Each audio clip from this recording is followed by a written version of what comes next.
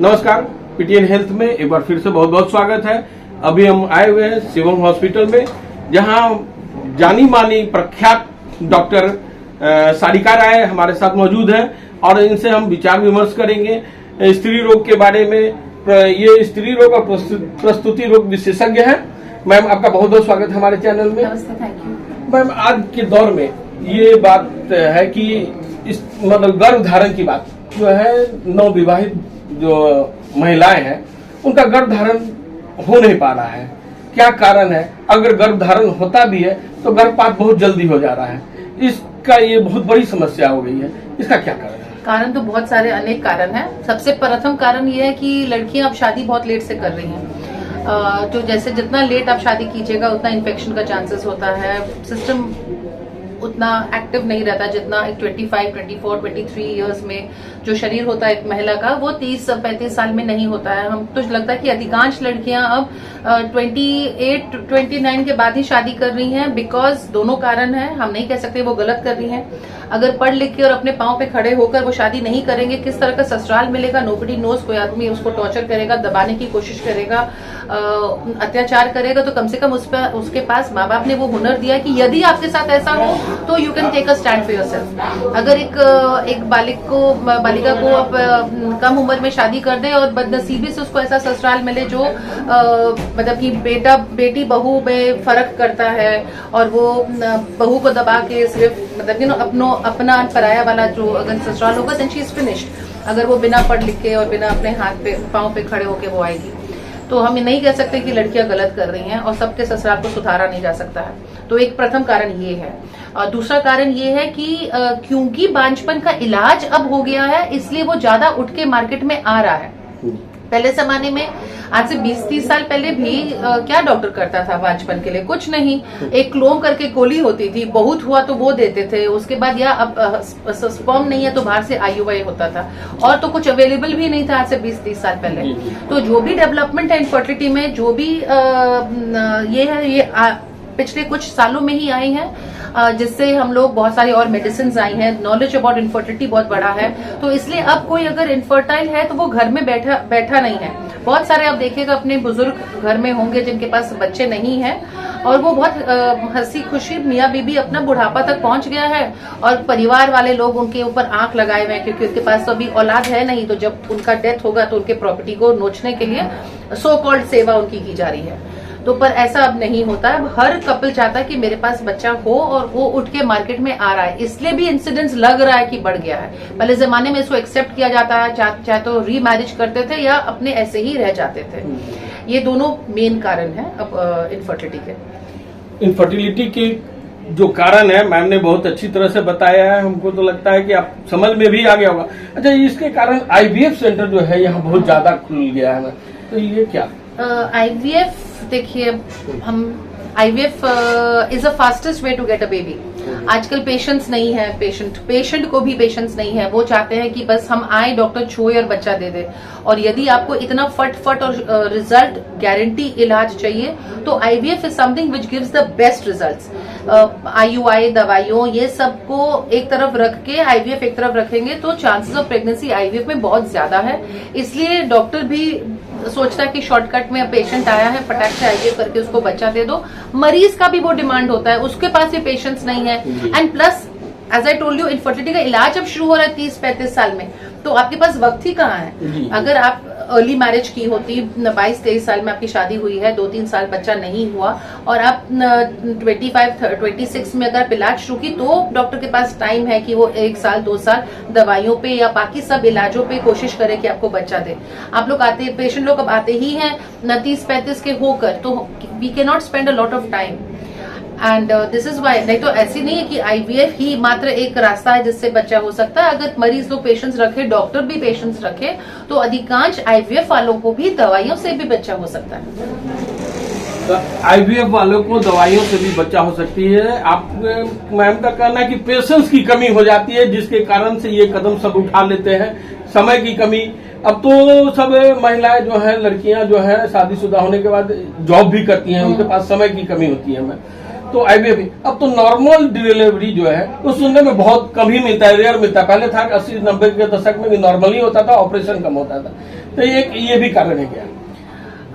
देखिए, normal delivery ना होता तो हर चीज रिस्की है। इट्स नॉट दैट कि caesarean is not with risk, caesarean में भी रिस्क होता है, पर अगेन जब तुलना की जाए तो नॉर्मल डिलीवरी ज्यादा रिस्की होता है। एंड अब सच्चाई मानिए, डॉक्टर लोगों को मरीज से डरता है। एंड नया जनरेशन डॉक्टर बनना ही नहीं चाहता है, मेजोरिटी। मतलब मेरे दोनों बेटों को धक्के मार के बना रही हूँ, बट अदरवाइज दिल से वो लोग चाहता है कि वो लोग बिजनेसमैन ही बने, बिकॉज रोज वो लोग देखते हैं कितना एक तो घर त्यागना पड़ता है। If you really are sincerely going to be a doctor, you don't have your own personal life. आपका खुद का पैसा बहुत है, इसमें कहीं कोई डाउट नहीं है, परंतु पैसा बिल्डर्स के पास भी है, सुनार के पास भी है, पैसा किसके पास नहीं है? मंत्री के पास है, एजुकेशन वाले के पास, एजुकेशन के पास, किसके पास पैसा नहीं है? परंतु टारगेट हम लोग डॉक्टर क्यों बनता है, उसका कारण ये है, डॉक्टर से उम्मीद नहीं है कि आप लोग खूब पैसा कमाएं। डॉक्टर एक ऐसा शब्द है ना, वो सच में एक बहुत ही स्पिरिचुअल वर्ड है, बिकॉज हम लोग हील करते हैं। लोग दूसरा भगवान समझते हैं। भगवान तो बहुत बड़ी चीज हो जाती है, but spiritually yes, doctors should be spiritually high, है ना। और थोड़ा सा हम लोग प्राइवेट क्लिनिक में होने के बावजूद भी हम लोग को डिस्काउंट्स करने चाहिए, गरीब और अमीर में फर्क रखना चाहिए। जो गरीब आपके दरवाजे पे आ गया इलाज के, मुझे लगता है सबसे बड़ा फीस तो वो आपका हो गया कि वो गरीब होकर भी एक प्राइवेट क्लिनिक को चुना है, मतलब वो कितना मजबूर होगा, उसको नहीं चूसना चाहिए। स्पेशली सॉरी टू से, I should not mention, but हम नहीं रुक पा रहे हैं। बाईपास में जिस तरह के हॉस्पिटल्स खुल रहे हैं, मतलब कि डॉक्टर का नामो निशान नहीं है, कंपाउंडर लोग खोल के गरीबों को चूस रहे हैं, क्योंकि कोई अमीर तो वहां नहीं जाएगा।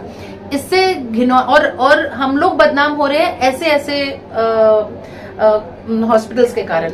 आज के तारीख में भी हमको नहीं लगता है कोई अच्छा पढ़ा लिखा हुआ डॉक्टर अपने मरीज को धोना चाहता है, हमको ऐसा नहीं लगता है। बदनामी हम लोगों को मिल रही है उन सब कंपाउंडरों के द्वारा, जो लोग पैसे, केवल पैसा, उन लोगों को इलाज बिल्कुल लक्ष्य नहीं है। 4 डॉक्टर यहाँ से पकड़ लेगा, 4 डॉक्टर बस दिखाने के लिए वहां से पकड़ लेता है। हॉस्पिटल्स पे हॉस्पिटल, जिस तरह से IVF सेंटर खुल रहा है, वैसे बहुत सारे हॉस्पिटल्स भी खुल रहे हैं। एंड इसका अंत कैसे और कब होगा आई डोंट नो, बट होना चाहिए। इससे यही एक ही चीज है, जब सरकारी हॉस्पिटल्स हम लोग के अच्छे से फंक्शन होने लगेंगे तो ये सब जो धांधली है ये कुछ हद तक कम होगी। और सरकारी हॉस्पिटल, सरकारी स्कूल, सरकारी सब कुछ प्राइवेट से बहुत अच्छा होना चाहिए, क्योंकि सरकार के पास अत्यंत इनकम टैक्स का पैसा है, बहुत पैसा है सरकार के पास, परंतु कुछ ही पॉकेट तक सीमित रह जाता है। ये भी अगेन दुर्भाग्य की बात है। तो कहाँ कहाँ करप्शन बंद करेंगे? टारगेट सिर्फ डॉक्टर है, सिर्फ डॉक्टर को करप्शन नहीं होना चाहिए, क्योंकि हम लोगों को भगवान बना दिया गया है। बाकी सब लोग इंसान है, इसलिए उन लोगों को लाइसेंस दिया गया है कि वो लोग जितना करप्शन, जितना धांधली, जो गंदगी करना है आप लोग कर सकते हैं। एक डॉक्टर एक ऐसा प्राणी है जिसको करना एक्चुअली नहीं चाहिए। अभी हम बात कर रहे हैं डॉक्टर सारिका राय से, जो बहुत अच्छी अच्छी सलाह दी है हमारे स्त्रियों को जो गर्भधारण करती हैं या जिनका गर्भधारण होता है वो कैसे बच सकती हैं। और अभी हम बात करेंगे ये कि मैम आपका तो बहुत अच्छे अच्छे इंस्टीट्यूट थे, रूबन इमरजेंसी इंस्टीट्यूट था, वो बंद हो गया, क्या कारण था? देखिए, वो मेरे नहीं थे, वो मेरे फादर ने खोले थे। रूबन इमरजेंसी खोले थे, पटना सिटी में भी खोले थे, फिर शिमान में खोले थे और SP वर्मा रोड में खोले थे। SP वर्मा रोड वाला बहुत अच्छे से चल रहा था और हमको बहुत पसंद था वो इंस्टीट्यूट, मेरा प्राण बसता था वहाँ पे, क्योंकि इलाज सच में वहीं होता था। डॉक्टर का टीम भी हम लोगों का बहुत अच्छा था और दिन रात लगा के बहुत सारे ऐसे लोगों का हम लोग जीवन बचाए हैं। और सबसे बड़ी बात, कम से कम खर्च में, कोई वहां पे एडवांस पेमेंट का चक्कर नहीं था। एंड उसको बंद होना नहीं चाहिए था, परंतु अनफॉर्चुनेटली जो कर्मचारी, मेरे फादर अब ऐसे एज में है, मेरे फादर टेक्निकली बहुत साउंड है, परंतु फाइनेंस का जब बात आता है, अकाउंट्स का जब बात आता है, तो he works on trust basis. और वो उस जमाने के हैं और वो ऐसे आर्मी वाला वातावरण में trust is the biggest thing, है ना। तो जो यहाँ पे बिहार में आके वो नहीं रियलाइज किए दैट ही इज, वो ट्रस्ट फैक्टर यहाँ पे काम नहीं करेगा। यहाँ पे एकदम है कि अगर आप खुद नहीं देख रहे तो भैया आप मुझे दे दिए हो, तो किसी और की गाड़ी और लाड़ी का कितना इज्जत होता है वो आप जानते हैं। उसी तरह से किसी और का पैसा का कोई इज्जत नहीं हुआ। फाइनेंशियल लॉस पे खूब जा रहा था रूबन। मेरे फादर को अच्छा खासा बेवकूफ बनाया गया। इतना सुंदर इंस्टीट्यूट बंद करते समय मेरा भी दिल रोया था, परंतु आप लोगों का ब्लेसिंग्स रहेगा तो मेडिब्लेस में हम लोग फिर उसको स्टार्ट करेंगे। और सिर्फ वही नहीं, एक नर्सिंग इंस्टीट्यूट भी मेरे फादर खोले थे, ब्यूटीफुल लाइब्रेरी था, इतना सुंदर था अनीसाबाद में। एंड हमको बहुत शौक था कि नर्सिंग इंस्टीट्यूट होना चाहिए, because the prime treatment is given by nurses. Doctor केवल आपको इलाज बताता है, करता धरता नर्स होता है। तो जिस समाज में अच्छे नर्सेज होंगे ना, उस समाज में बीमारी बहुत कम होगी। हम लोगों का बहुत कमजोरी है। बिहार की नर्सेज आर नॉट फेमस, जैसे केरला की नर्सेज हैं, इनफैक्ट इवन पंजाब की नर्सेज एक नाम कमा रही है, बिहार की नर्सेज नहीं कमा पा रही है। उसका मूल कारण हम लोगों को नर्सिंग कॉलेज खोलने के बाद पता चला। बिकॉज नर्स लोग एडमिशन लेने आती थी, 3 लाख रुपया हाथ में पकड़ाती थी और बोलती थी अब 3 साल के बाद मिलेंगे। और मेरे father was like shock, because हम लोग यहाँ के पले बड़े नहीं है। जिस भी जगह से साउथ में ऐसा होता नहीं है, रगड़ के बनाया जाता है, चाहे वो डॉक्टर बने या वो नर्स बने, रगड़ के पढ़ाया जाता है और तब 3 साल के बाद आपको वो डिग्री मिलती है। यहाँ पे हर चीज खरीदा जाता है। एंड वो 3 साल के बाद वो लोग आना चाहती थी, बस एग्जाम में बैठेंगी। तो मेरे फादर बोले जब तुम पढ़ोगी कुछ नहीं तो तुम एग्जाम में क्या लिखोगी? तो वो बोल देते वो आपका टेंशन नहीं है, वो हम लोग मैनेज कर लेंगे। और अटेंडेंस, बोले अटेंडेंस तो आपको देना होगा, 3 लाख रुपए मैं आपको दिया हूँ। और मेरे फादर कितना भी इंसिस्ट करते थे भैया क्लास तो तुमको करना होगा, नहीं तो अटेंडेंस नहीं देंगे, तो बोझे हम एडमिशन नहीं लेंगे। आप 3 लाख रुपया भी मेरे से लीजिएगा और हम कमाएंगे नहीं तो पैसा कहाँ से देंगे आपको? तो वो हॉस्पिटल में जाके नर्स बन के, अभी डिग्री है नहीं, नॉलेज है नहीं, पर नर्स बन गई है और वो जाके उसको नौकरी भी मिल जाती है।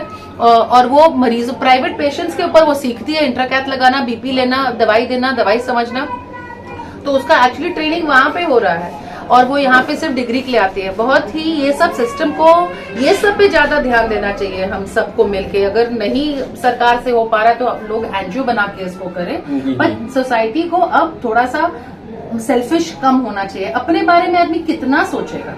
एक अच्छा समाज बनाइए कि आपके जाने के बाद भी लोग याद करें कि आप कुछ किए। अब आपके बाल बच्चे आपको कितना याद करेंगे? सही बात। आपको समाज को याद करना चाहिए। एंड ये मेरा बच्चा, मेरा बेटा, बस वही आगे बढ़े, ये सोच बहुत ज्यादा यहाँ पे है जो खत्म होनी चाहिए। थोड़ा सामाजिक बनना चाहिए इंसान को। इतना सेल्फ, और वो पूजा घंटी बजाते रहते हैं लोग, पूजा पे बहुत विश्वास है, भगवान पे बहुत विश्वास है, परंतु भगवान से कैसे लिंक होता है आदमी ना, उसी का ज्ञात नहीं है। लोगों को टॉर्चर करके, अब किसी को, अब लोग बोलेगा टॉर्चर, सबसे पहले मेरा नाम उठता है कि हम बहुत डांटते हैं, है ना। किसी को डांटना टॉर्चर नहीं होता है। टॉर्चर तो आप कर रहे हो गलत काम करके, मेरे को गुस्सा दिला के। तो अभी हम बात कर रहे हैं डॉक्टर सारिका राय से। इन्होंने बहुत काफी अनुभव अपना बताई कि कैसे जो इनका रूबन इंस्टीट्यूट था, इनके फादर का, वो क्यों बंद हुआ नर्स के कारण। नर्सिंग लोग जो है, नर्स लोग जो है एडमिशन तो ले लेती हैं, पढ़ाई नहीं करती, और प्राइवेट क्लिनिकों में उनको डायरेक्ट मतलब नौकरी, जॉब भी मिल जाता है और वहीं पे वो प्रैक्टिस करती हैं, जिसके कारण से कई घटनाएं भी घट जाती है मरीजों के साथ। आपको हाल फिलहाल में हम बता रहे हैं मैम कि प्राइवेट मतलब क्लिनिक था, हॉस्पिटल था, उसमें एक लेडीज का जो है हाथ में सुई गलत लगने के कारण सो पूरा हाथ फूल गया, काटना पड़ा था मैम। तो ये नर्स का यही प्रॉब्लम था। नर्स पूरी तरह से, देखिए हम लोग नर्सिंग होम, किसी का भी नर्सिंग होम होता है, डॉक्टर होम कभी सुने हैं? नहीं। डॉक्टर का काम है अपना दिमाग इस्तेमाल करना, है ना, दिमाग से अपना इलाज लिखता है, that is it.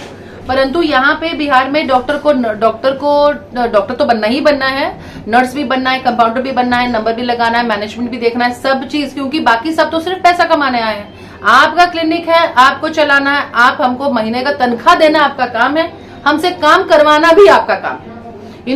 Work culture नहीं है। वेरी सैड टू से, यहाँ पे भावना ही नहीं है, बहुत सेल्फिश एटीट्यूड है। ये सब हम लोगों को जरूर है बदलना, तभी बिहार आगे बढ़ेगा। इस तरह का एटीट्यूड हम लोग रखेंगे तो बिहारी को बहुत लोग पसंद नहीं करेगा, और फिर बाद में मत बोले कि गर्व से कहो हम बिहारी हैं। वो हमको वैसा गर्व आना चाहिए, वैसा बदलाव समाज में आना चाहिए। थोड़ा सामाजिक बनिए, दूसरों के बच्चों के बारे में भी सोचिए, एक जागरूकता फैलानी पड़ेगी। बिल्कुल, और ये करना ही है। तो बात कर रहे हैं डॉक्टर सारिका राय से, और इन्होंने अपनी काफी सारी अनुभव बताई। और मैम अब समय कम हो गया है, तो चलते चलते हमारे दर्शकों को कुछ अपना सुझाव दें जो कि ये समाज सुधरे। देखिए, अब किसी को 40, 50, 60, 70, 80 साल में किसी को नहीं बदला जा सकता, उन लोगों को एक्सेप्ट ही करना होगा। हम लोगों को टारगेट स्कूल्स में करना होगा। हमको स्कूल से विनती है, जो बच्चे आप लोग वहाँ पे पढ़ा रहे हो उनको सामाजिक बनाइए। हम तो ये जानते हैं, जिस स्कूल से हम पढ़े हैं बॉम्बे में, हम लोग अपने पेरेंट्स को बताते थे, मम्मी ये सही नहीं है, ये गलत है, थोड़ा सा मतलब have more empathy with people, सिर्फ अपने घर के बारे में नहीं सोचना चाहिए। तो ये सब जागरूकता हम लोगों को अपने स्कूल से डेफिनेटली मिली है। डेफिनेटली माँ बाप का भी बहुत असर होता है, बहुत ज्यादा असर होता है। मेरे फादर तो बहुत ज्यादा सामाजिक हैं, तो और मुझे लगता है उसमें कष्ट बहुत है, इसलिए कोई सामाजिक बनना नहीं चाहता है। परंतु आप अगर कष्ट नहीं झेलेंगे, आप कष्ट ही झेलने पे धरती पे आए, दैट इज इट। पर सही रास्ता पे चलना चाहिए, चाहे वो कितना भी कांटा से भरा क्यों ना। ठीक, सही रास्ता पे चलना चाहिए, चाहे कितना भी कांटा से भरा हो। मैम का ये राय है और इसको आप अमल करें। अगर ये कार्यक्रम आपको अच्छा लग रहा है तो हमारे चैनल को सब्सक्राइब करें, कार्यक्रम को सब्सक्राइब करें, लाइक करें, कमेंट करें और शेयर करें। धन्यवाद।